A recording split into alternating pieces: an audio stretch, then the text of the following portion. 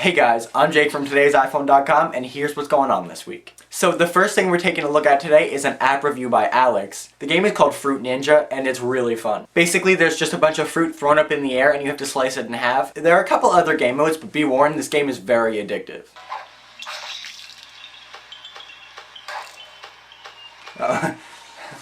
My bad.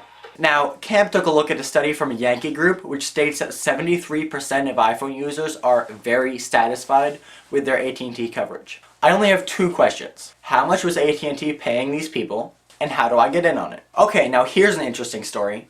Jailbreaking your iPhone has just been legalized by none other than the Library of Congress. Now, they didn't say the word jailbreaking per se. What they said was, computer programs that enable wireless telephone handsets to execute software applications where circumvention is accomplished for the sole purpose of enabling inoperability of such applications when they have been lawfully obtained with computer programs on a telephone handset. Apple responded to this by saying, Apple's goal has always been to ensure that our customers have a great experience with their iPhone, and we know that jailbreaking can severely degrade the experience. As we've said before, the vast majority of customers do not jailbreak their iPhones, as this can violate their warranty and cause the iPhone to become unstable and not work reliably. So unfortunately, it seems as though even though it's okay with the Library of Congress, it still might void your warranty to jailbreak your iPhone. So if you do so, I guess you still have to be careful, but not as careful.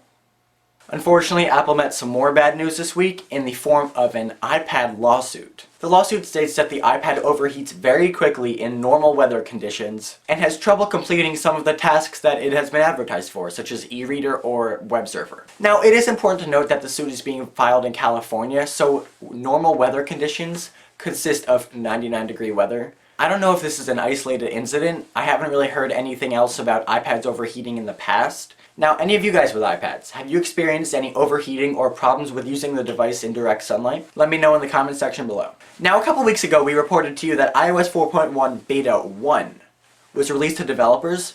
This week, we are happy to say that iOS 4.1 Beta 2 has been released. Now, this means that we are one step closer to iOS 4.1 being released to the general public. The main thing people are anticipating for this update is a software fix that's going to address the proximity sensor issues. Now, this may have been overshadowed initially by the antenna gate problem, but this really is a widespread issue, and I really hope that Apple releases a fix for it sooner rather than later. Now we have some more information on the white iPhone this week. Apparently, one of the main things holding up the white iPhone's production is light seepage around the edges of the glass panels of the front and back. Now this problem plagues other devices such as the white Evo 4G, which have found their way to market, so it's really anyone's guess as to why Apple won't allow these phones to be sold.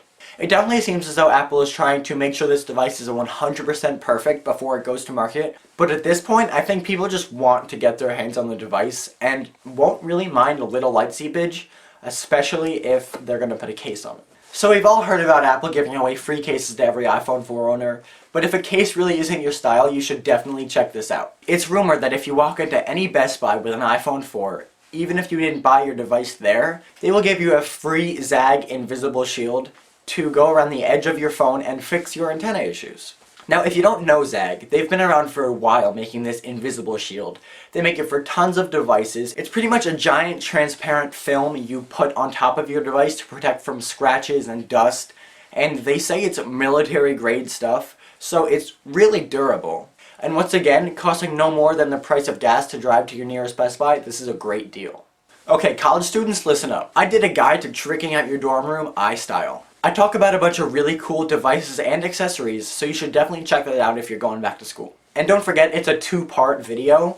The first part was devices and accessories, and the second part will be applications, so check that out later in the week. You self-promoting son of a... Okay, and finally, AT&T announced new Wi-Fi hot zones to help plug some coverage holes. The first city to get this was New York in May.